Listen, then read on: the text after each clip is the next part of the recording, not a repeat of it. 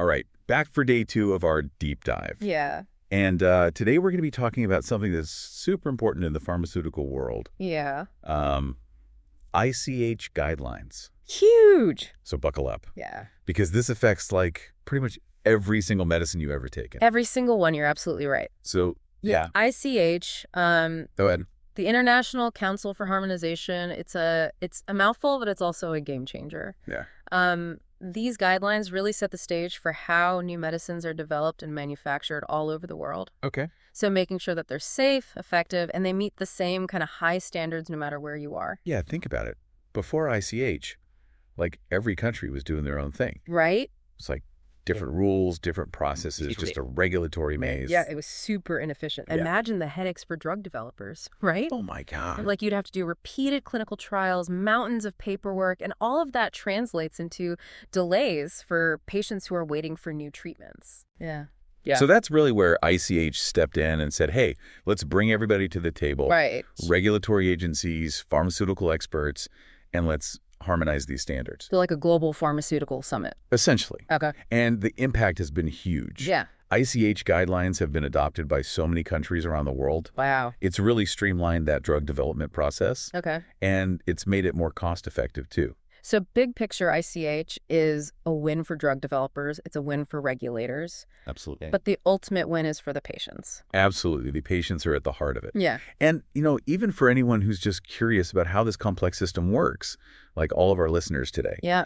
let's dive into one of the most important sets of ICH guidelines, and that is the Q series. Okay. This is all about good manufacturing practices, or GMP, as it's known in the industry. Okay. GMP. GMP. So that's the behind the scenes stuff. Yeah. Like ensuring that every single dose of a medication is made to the same like high standard, no matter if it's a pill or an injection or whatever it is. Precisely. GMP is really that quality control backbone, and it's protecting patients by guaranteeing that each batch of medication meets this really rigorous criteria for quality, purity, and safety. So consistency is king. Consistency is king. That's exactly right. All right. So what exactly falls under this Q series umbrella? So it's surprisingly extensive. It covers everything from quality management systems, which is how those systems ensure consistent production, to the stability of a drug over time. Right. I mean, think about it. Medications need to remain potent and safe on the shelf sometimes for years. Yeah, that makes sense. You don't want a drug losing its effectiveness over time. Right. Or becoming unsafe. Absolutely. Yeah. Then you've got impurity control.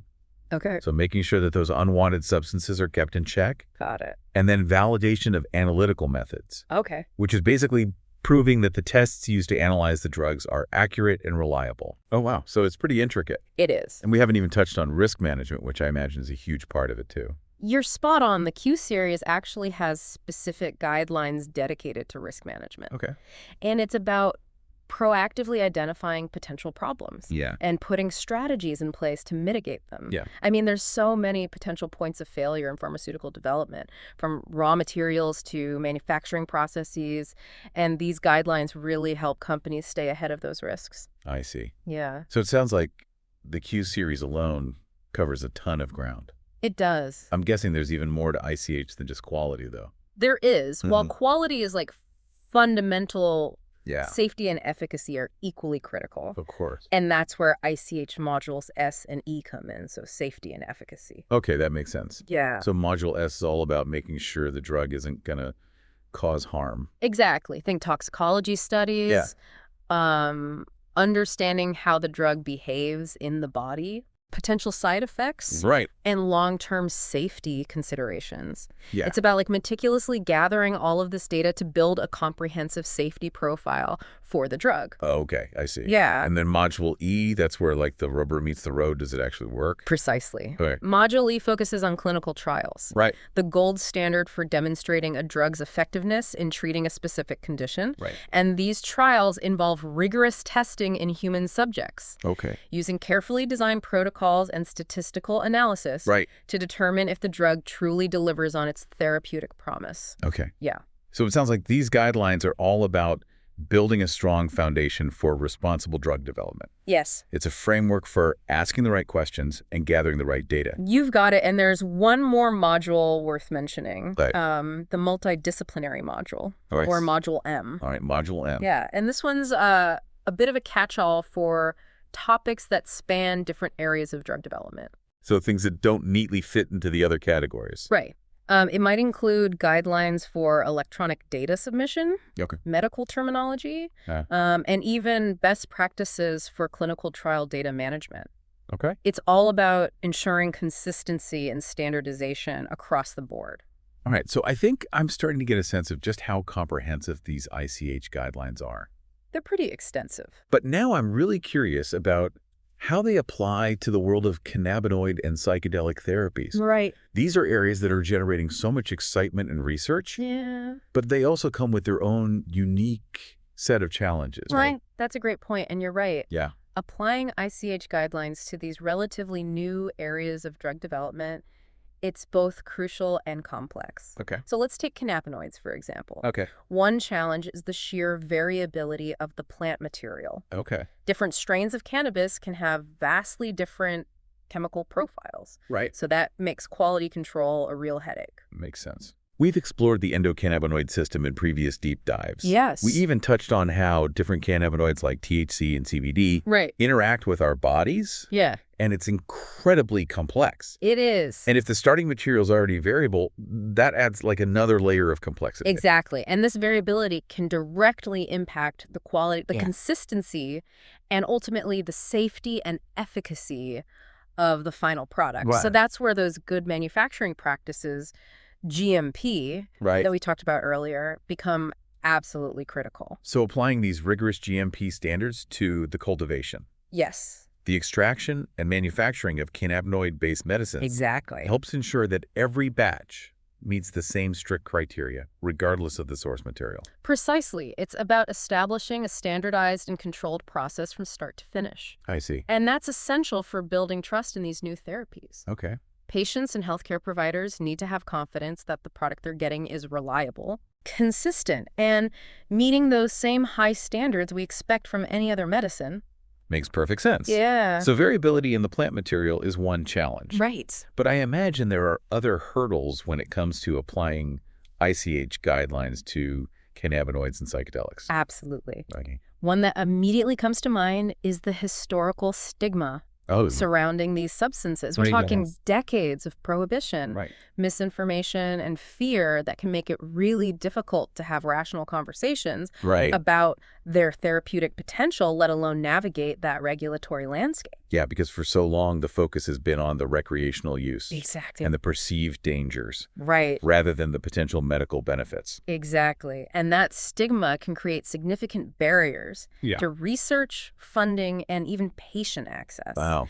And it can also make it harder to attract and retain talented scientists and researchers who might be hesitant to work in a field that carries such baggage. Yeah. And they don't want to be associated with it. Right. Exactly. Okay. So it's not just about overcoming those scientific challenges, but also about challenging societal perceptions and changing the narrative around these substances. So it's bigger than just the science. It is. It's societal, too. Yeah. Yeah. And that's where education and open dialogue are so important. Yeah. We need to demystify these substances, separate fact from fiction, and provide evidence-based information so that people can make informed decisions about their health care.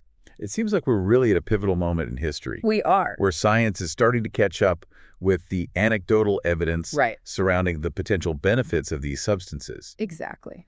But navigating this new frontier responsibly requires a careful balance between fostering innovation and ensuring safety. I completely agree. And that's where ICH guidelines, with their emphasis on quality, safety, and efficacy, provide a roadmap for responsible development.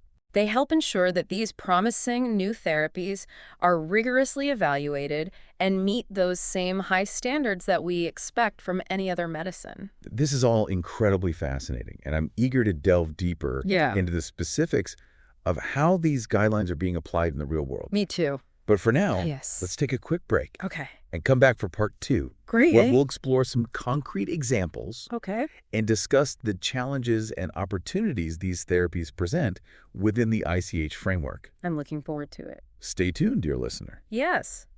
Welcome back. Glad we're picking up right where we left off. Yeah. It's not every day you get to dive into like the intersection of ancient healing practices and modern pharmaceutical science.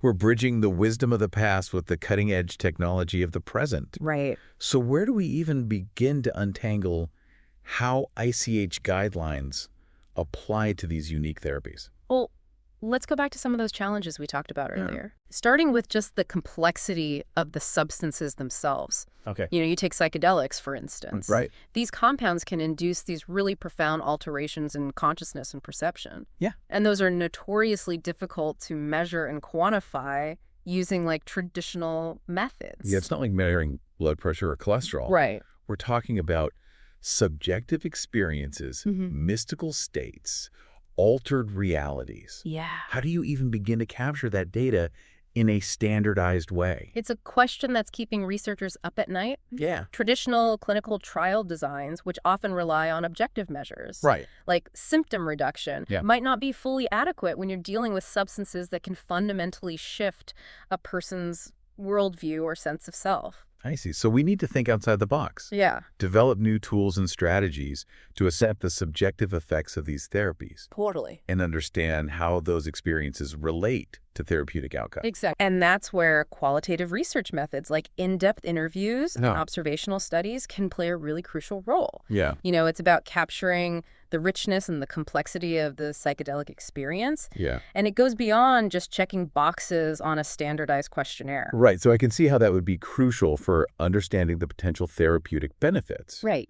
But how do those subjective experiences fit into the framework of ICH guidelines? Right. Which are largely focused on objective measures of safety and efficacy. It's a valid question. Yeah. And one that's prompting a lot of discussion within the regulatory community. Okay. There's a growing recognition that we might need to adapt our existing frameworks to accommodate these therapies that operate in a fundamentally different way than traditional pharmaceuticals. So maybe it's not just about tweaking the existing guidelines, but actually developing new ones that are specifically tailored to the unique challenges and opportunities presented by these substances. I think that's where we're headed. Okay. It's going to require collaboration between researchers, regulators, and industry.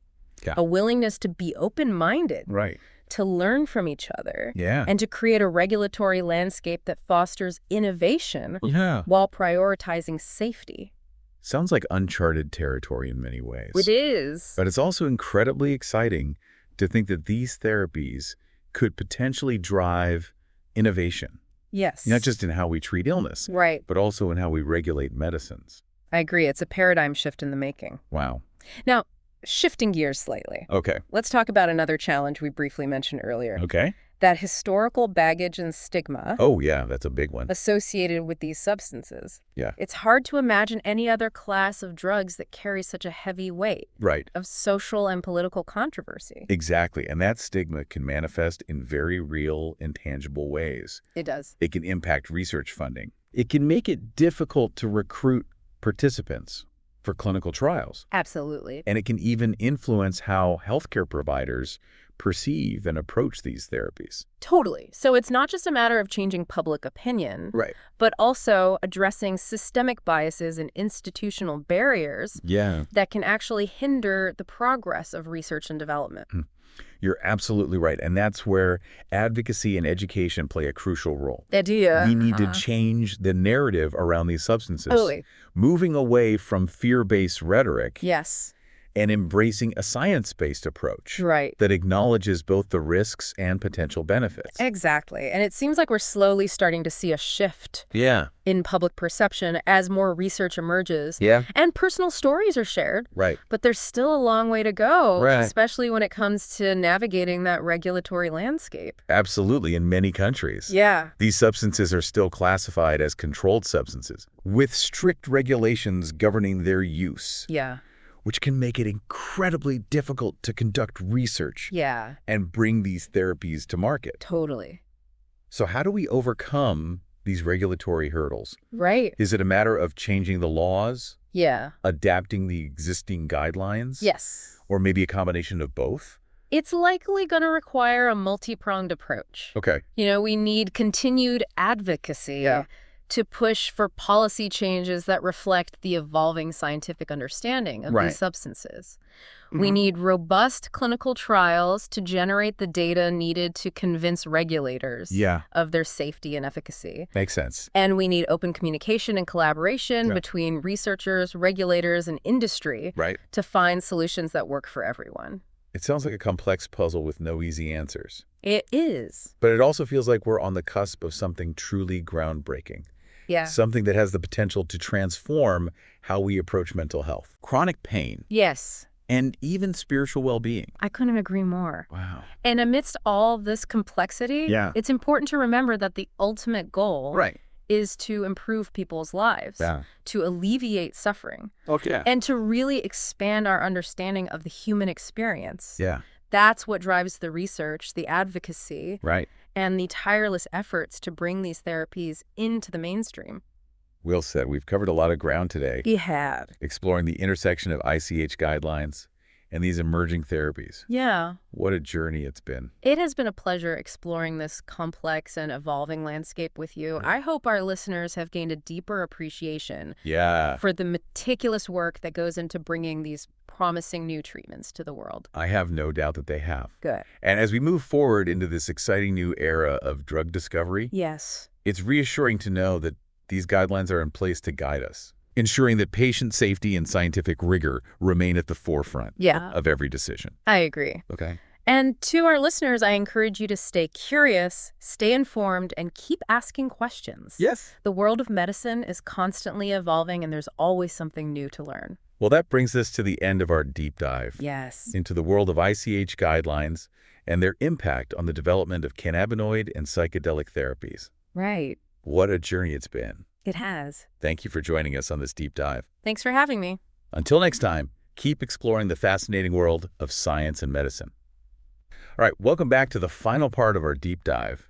I'm really excited to kind of get into the nitty-gritty of how ICH guidelines are being put into practice with all these groundbreaking therapies. Yeah, it's time to get down to brass tacks. Exactly. So let's start with like a concrete example. Okay. What's one key aspect of drug development where ICH guidelines play a particularly crucial role? Okay. Especially with all these newer therapies. Well, stability testing is a great example. Okay. It's just like a fundamental principle in pharmaceutical development. All right. And it's especially important, I think, for cannabinoids and psychedelics.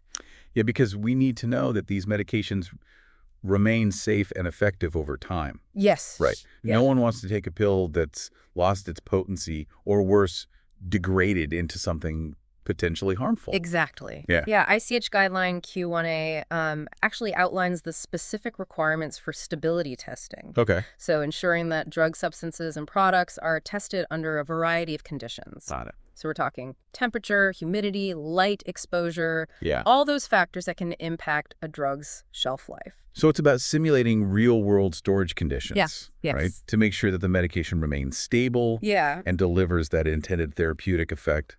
Makes sense? Exactly. So how does this apply specifically to cannabinoids and psychedelics? Right.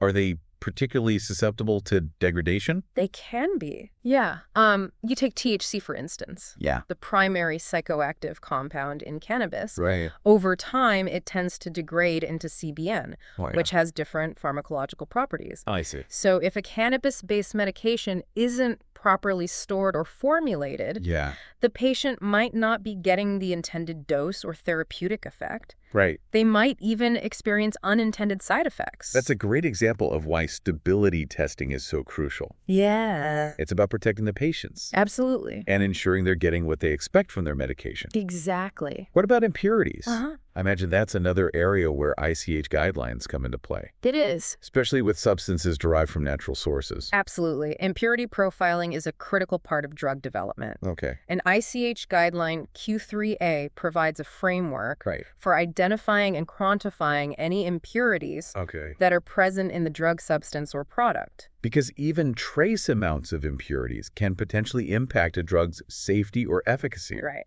Exactly. And when we're talking about substances like cannabinoids and psychedelics, which often originate from plants or fungi, the potential for impurities is even greater. I see. We need to ensure that any unwanted compounds are either removed or kept below acceptable levels. Right. Earlier, we were talking about the variability in the cannabis plant material. Yes. And how different strains can have drastically different chemical profiles. That's exactly. I imagine that makes impurity profiling even more important for cannabinoid-based medicines. Absolutely. Yeah. It adds another layer of complexity. Right. Developers need to be incredibly meticulous, carefully analyzing their starting materials, and implementing rigorous purification processes to ensure the final product meets those stringent ICH standards for purity. It's amazing to think about all the work that goes on behind the scenes to ensure that the medications we take are safe and effective. Right. It's a whole world that most people never even consider. Yeah, it's a testament to the dedication and the meticulousness of all the scientists, the researchers, and regulatory bodies who are committed to upholding these standards. They are the unsung heroes of the pharmaceutical world. I agree. Okay, so we talked about stability testing and impurity profiling. Yes. What are some other key areas where ICH guidelines are having a major impact on the development of cannabinoids and psychedelics? Well, one area that's particularly exciting is the application of quality by design, or QBD principles. QBD. That sounds intriguing. Tell me more. Yeah, so QBD is a relatively new approach to drug development that's gaining a lot of traction within the industry. And it's all about building quality into the product from the very beginning, rather than relying solely on end product testing. So it's a more proactive approach to quality control. Instead of just checking the final product for defects, you're designing the entire process to prevent those defects from occurring in the first place. Yeah, it involves a deep understanding of the drug substance, manufacturing process, and the desired product attributes. And it's particularly relevant, I think, for complex substances like cannabinoids and psychedelics, where there are so many variables that can impact that final product. Right. I can see how that would be incredibly valuable in this context. But how does QBD actually work in practice? So it starts with identifying those critical quality attributes, or CQAs, of the drug product. And these are the specific characteristics that are essential for its quality, safety, and efficacy. Got it. So, for example, a CQA for psychedelic therapy might be the precise ratio of active compounds. Or the absence of certain impurities that could alter its effects. So once you've identified those CQAs, you design the entire manufacturing process around ensuring those attributes are consistently met. Precisely. Wow. Yeah, you're essentially building quality into every step of the process, from the selection of raw materials to the final packaging of the product. And this meticulous approach, guided by ICH guidelines, is really what helps ensure that these novel therapies are produced to the same rigorous standards as any other medicine. It's truly remarkable how these guidelines are being applied to navigate this new frontier in medicine. It is. It's like we're witnessing the birth of a whole new approach to drug development. One that's informed by both ancient wisdom and cutting-edge science. It's a fascinating convergence. And I think we're only just beginning to scratch the surface of what's possible as research continues to unfold and our understanding of these substances deepens. I'm confident that we'll see even more innovative applications of ICH guidelines to ensure the safe, effective, and responsible use of these therapies. Well, that brings us to the end of our deep dive. It does. Into the world of ICH guidelines and their impact on the development of cannabinoid and psychedelic therapies. It's been a pleasure. What a journey. Exploring this complex and evolving landscape with you. Yeah, I hope our listeners have gained a deeper appreciation for the meticulous work that goes into bringing these promising new treatments to the world. Me too. I have no doubt that they have as we move forward into this exciting new era of drug discovery. It's reassuring to know that these guidelines are in place to guide us, ensuring that patient safety and scientific rigor remain at the forefront of every decision. Absolutely. And to our listeners, I encourage you to stay curious, stay informed, and keep asking questions. The world of medicine is constantly evolving. That's right. And there's always something new to learn. Thanks for joining us on this deep dive. Until next time, keep exploring the fascinating world of science and medicine.